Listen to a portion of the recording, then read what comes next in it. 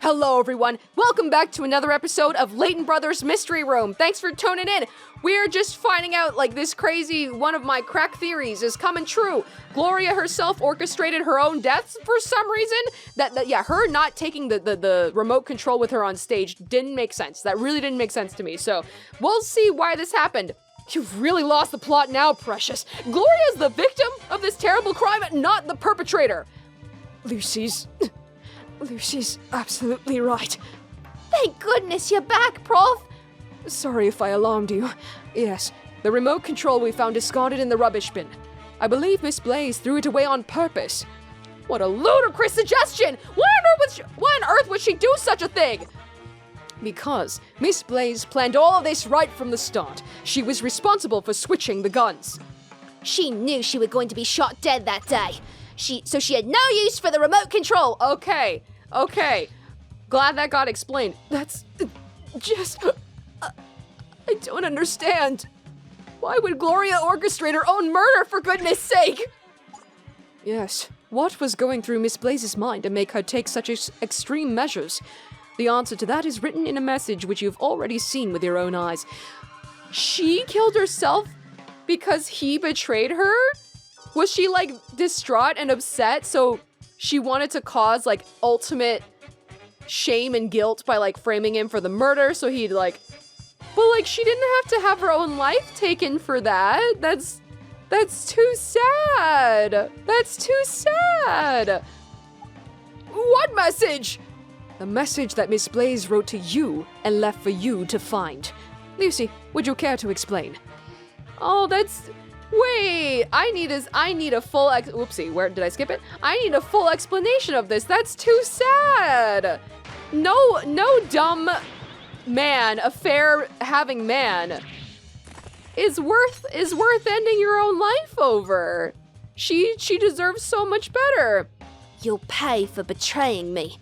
That's what Miss Blaise wrote, and she meant that message for you. Is it starting to make sense now? Not the affair? But she wouldn't have killed herself like this because of a silly affair. You'd have to be out of your mind. I think it's fair to say Miss Blaise was not of sound mind. Okay, so she was a little crazy, okay? Driven to madness as she was, Mr. Strapping. By you. Oh my god, that's so sad! Mystery solved, that's too sad! No dumb, horrible idiot man who has affairs isn't worth taking your own life over. I'm so sad, and she was like driven crazy because of him being like so unfaithful and stupid and a pig. That's too sad. Al, are you here? Oh, hello, Detective Lawson. Have you got some new info for us? Yes, I have. The lads have found a typewriter in Blaise's room identical to the one used to type the note you found. They've proven it was Blaise who ordered the gun too. That's the proof we needed. Lovely job. Who'd have guessed the victim was the mastermind behind the whole thing? I'm amazed he figured it out. So tell me, exactly who did figure it out? Hey? What's he mean? The Prof and me, of course. Who else? That's why I'm asking you. Huh? I don't follow. Sorry, I don't mean to be rude, but I'm going to have to leave. It was the mysterious brother, I guess, living inside him in Layton Brothers. His own brother's personality within him? I don't know. Huh? It's not like you to head off so early, Prof. Everything all right? Yes, perfectly. There's just a program I'd like to see on the television, so I'll see you tomorrow. Okie dokie. See you later. Bye, Al. Nice work. I bet the Prof's jiggered after all that excitement. Excitement? What do you mean? I'll tell you what I mean. When he starts getting on a roll with his questions and that, he changes. It's ever so sudden when it happens. I see. And how does he change exactly? What you wouldn't believe! For starters, his hair goes all wild and disheveled. It hangs down in front of his eyes. It's creepy, that is. It makes him look evil, it does. I see. Anything other than his hair that changes about him. Oh, aye, it's his whole personality. That's the worst bit about it. It's the way he says stuff, I suppose. He gets all high and mighty and muddy and, well, just plain scary, if truth be told. I mean, do you know what he said to me and the fellow that were here before when we were arguing? No? What? I wasn't here. How would I know? Jeez. Nah. He said we were yapping like dogs and he'd have to cut out our tongues. And he were being serious. You can't blame the man for having a sense of humor. Al, you don't understand. Not Al. His name's not Al. You don't understand. Justin, you don't understand, my friend. It weren't funny. He's so intense, I'm telling you. It's dead frightening. Must be very difficult. Oh, well, the dark side of it is starting to get up my nose. He's this far away from a Lucy Lampin. Well, try not to lose your patience. He's not taking this seriously, and I hate that. I hate that so much. Take me seriously. Is it because we're a woman that nobody takes us seriously? This is infuriating. Oh, I'm trying. Hard. By the way, Al doesn't ever come out with any unfamiliar names when he's like that, does he? Huh? Hey? You know, doesn't start talking about people at places that have nothing to do with the case. No, I can't say that he does. I'll tell you something he did say, though. He said death were inspired and beautiful. Really? Why are you so interested anyway? No reason, really. He's just... Well, if he does mention any strange names while he's like that, be sure to let me know. On the quiet, okay? On the quiet? So I guess he is taking it seriously, but he wants us to, like, not take it seriously, so he's kind of downplaying it, but secretly, you know, he knows all about it and he wants to know more about it. Maybe that's why he's acting all dumb like this. Yes, it'd be better for Al that way. How come? He just would. Trust me. Well, okay, if you say so. Just make sure he doesn't find out you're reporting to me. Okay. Still not too much more information on that other personality, huh? Okay! Okay, how many cases are there? So there's still quite a few to get through. We've got 9 to get through. Okay. Yeah, again, I'm not sure how I'm feeling so far with the flow of the cases. You get what I mean? Because it's like, so far... Okay, you know what? So far, case 3 was not the person he named. Was not the person he named. It was the person he named for cases 1 and 2? Who did he name in 1? Did he name Zach Carriere? I think he did. Yeah, so it's starting to kind of derail a little bit. Okay, because like that last one had a twist. Like it had a twist at the very end, so. Okay, let's keep going. Start anew. Case 4. Okay, oh wow, look at ya. Hey, mind if I barge in on ya? Hello, Dustin. Is it that time already? Nah, I ain't come to do the cleaning just yet. Got a funny story you might be interested in, that's all. Oh? What's that then? The walking corpse, I call it. You believe in that sort of thing? Don't be daft, Dustin. A corpse is a corpse, dead as a doornail, and no better at walking than one. You reckon? Well, my big brother's seen one with his own eyes. Whoopsie, crap, I skipped that. What's more? Something. Ah, shoot. Intriguing indeed, Dustin. Tell us more. Aw, you got me hooked on this tale now. Come on, let's hear it. If I might say that. I got the whole thing written down here in this file. I no doubt you two will figure out what's what with it. Don't you worry, Dustin. Every puzzle has an answer, they say, and the prof always finds it. Every puzzle has an answer. Good to hear. You can help me bruv out while you're at it, that'd be diamond. Your brother, Dustin? How's he involved? Okay. Or rather, your brother, Dustin. How is he involved? Not your brother, Dustin. No, his name is Dustin. Fascinating case, that's how Prof described it, but fascinating weren't the word. I missed it. It were deep in the South American jungle in a tiny cliff-top hut. What? The victim were an archaeologist. He had an axe planted in his brow. Oh no, archaeology like Professor Layton. Whoa. There were 4 suspects. Okay. Well, 4 human ones and something else. Wait, what do you mean? They all looked human to me. Oh, 4 human suspects and something else. Nearby villagers were saying it was the work of a demon. But demons don't exist, I was sure of that. Once we'd finished working on this case, though, I were a bit wiser. So demons do exist? Demons do exist. Oh, aye. The demons inside people's hearts? The demons that haunt us every day? Our inner demons?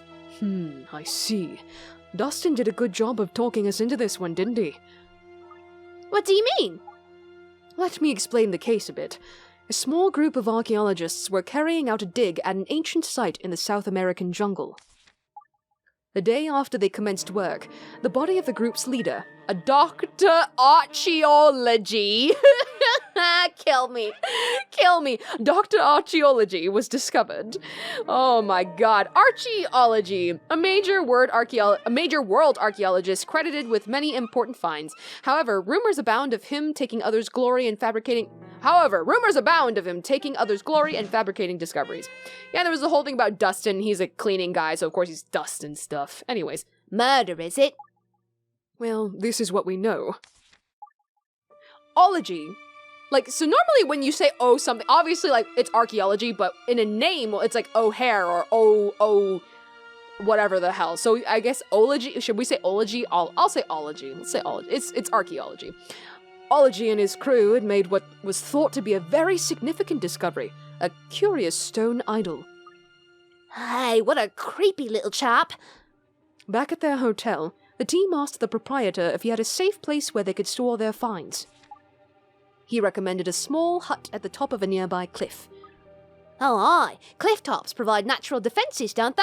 I remember that from second-year geography. That evening, a local who'd been helping out on the dig presented the team with some homemade liquor. Was it poisoned? Was it filled with drugs? Keen to celebrate their great find, Ology and another member of the crew started drinking. It was the middle of the night that things started to go wrong. The phone rang at the front desk of the hotel with a call from the hut. It was Ology's on the line screaming, "It's a demon! It's going to kill me! Help!" The proprietor rushed over to the hut, but the door was locked. Apparently, it's a special lock that has only one key, which is impossible to duplicate. The proprietor, a man by the name of Mika Sasukasa. Oh, Mikasa is Sukasa. Mikasa is Sukasa. Of Mikasa Sasukasa.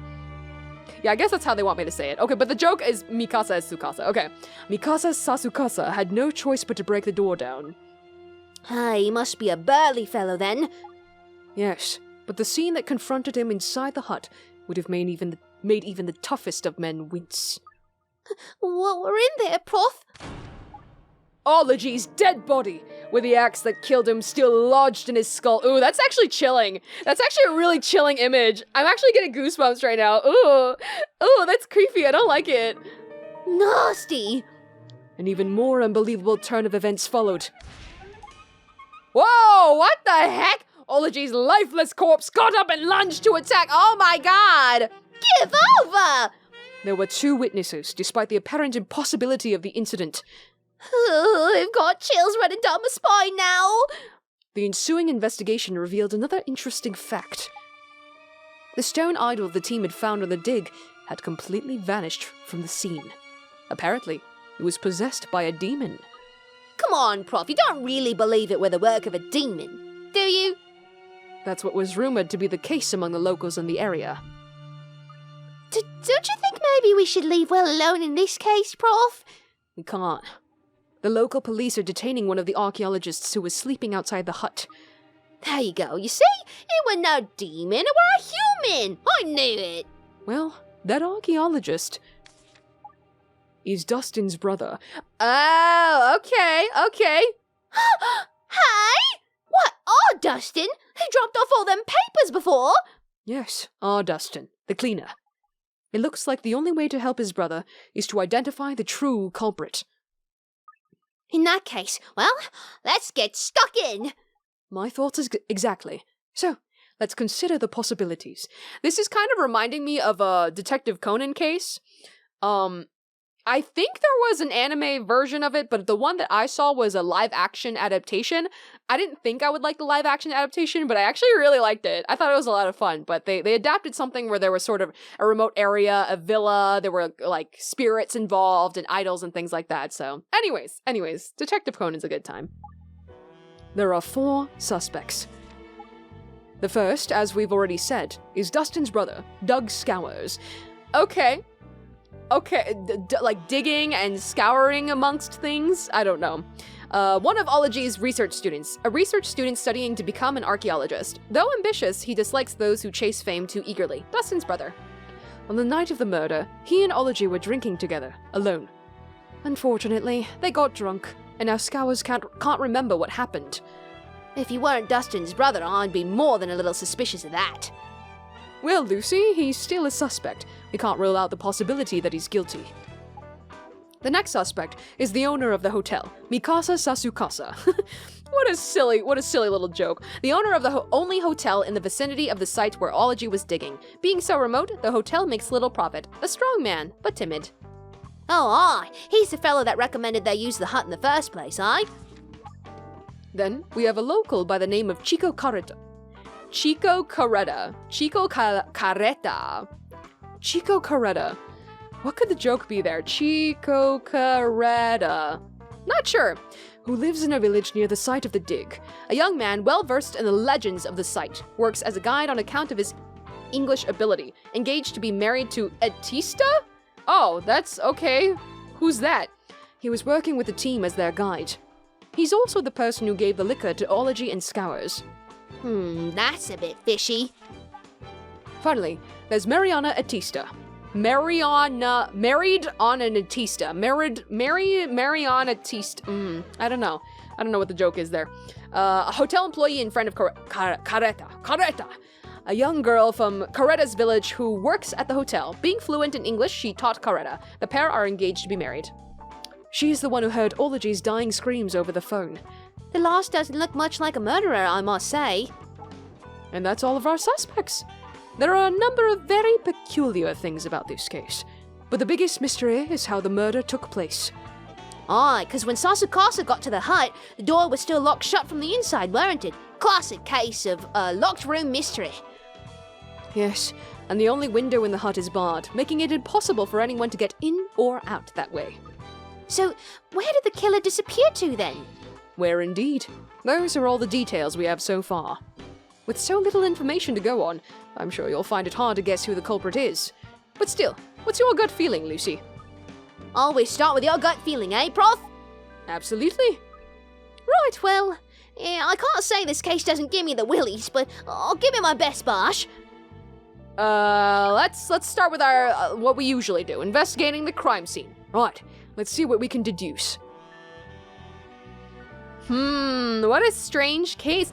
I do kind of wish we could go to the crime scenes ourselves, because it's like more exciting that way. I kind of get like why they didn't do that. I feel like with this way, it's more condensed. Each case can kind of wrap up fairly quickly.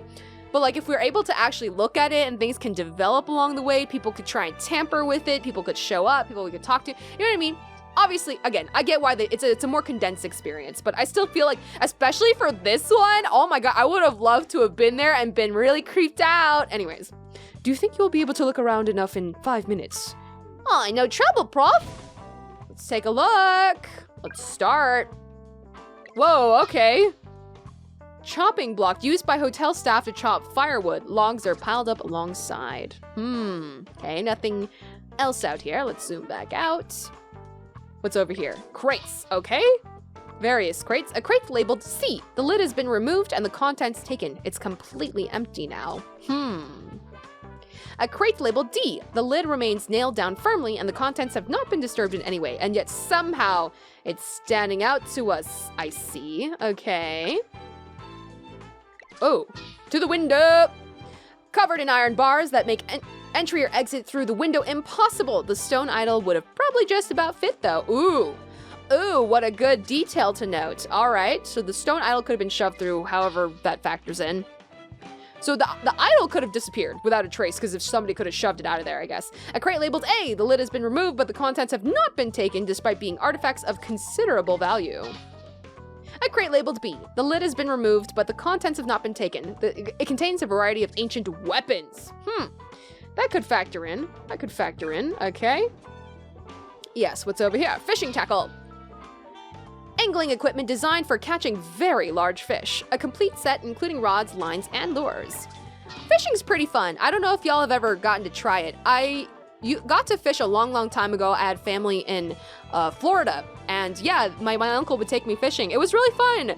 I don't know if I caught anything significant. I feel like I liked this one lure that just had a bunch of hooks on it, and it was really just for catching like tiny fish for bait. I remember I didn't have to put bait on it, I think. I think I would just put it in the water and reel it back up, and a lot of little fish would hang on, so that was kind of fun for me. I didn't really like touching fish or like anything, or touching bait or anything like that, so mostly I got my uncle to kind of do that for me, and I just like sitting there and reeling it in. It was pretty fun. Anyways, Ology's suitcase containing his archaeological data and notes. Made of aluminum. It looks weighty. It remains unlocked. Okay. Interesting. Ology's little briefcase. Signs. Some signs once used at the hotel, now being stored in the hut. Many are large, some even exceeding 2 meters in height. A plain table with 2 glasses on it. 2 glasses, eh? Because they were drinking together. A crack in the idol's head annotates a photo of the stone idol in the notes. Ology's, Scour's, and Coretta's fingerprints are on it. Open on a page that reads, Stone Idol, Crate C. So it's written notes that say that, and their fingerprints are on the notes themselves. Okay, Ology's, Scour's, and Coretta's fingerprints are on it. Strong yet easy to drink local liquor. A gift from Coretta. It has spilt on the floor, leaving a stain. Must smell all boozy in there. All right. Oh, the same signs? Oh, local liquor. We've already seen. Oh, just a different angle. Okay.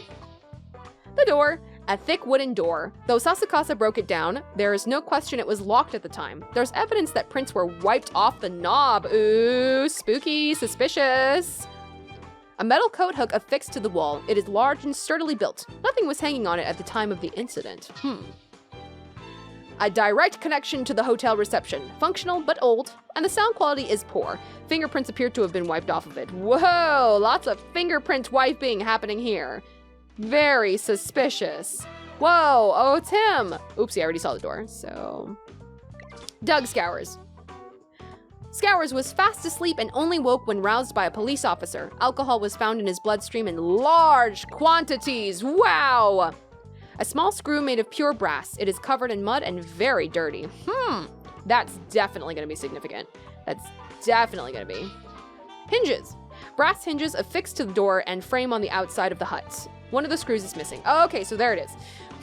So if one singular screw is missing from the hinges, I don't know if that would have made it easier to open the door. I don't know. Some kind of sneaky way of opening it and closing it back behind you. I don't know. The stain left by the massive hemorrhage from the head wound that Ology suffered. It is taking on an elongated shape. Oof. Oof, terrible. Constructed in a special way that makes duplication impossible. This is the only key to the hut. It was found in the victim's pocket. Ology's dead body with the axe still lodged in his skull. It was horrifying. That image was horrifying. He would have died instantly and no other injuries are evident. His jacket collar is ripped. A splitting axe for making firewood. It appears to have been planted in Ology's brow from squarely in front of him. All prints have been wiped off. So much print wiping. So much suspicion. Okay, I think...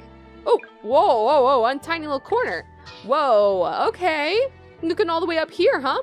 There's a notch in one of the beams that supports the hut roof. It is newly created, apparently by a thin wire or cord of some kind.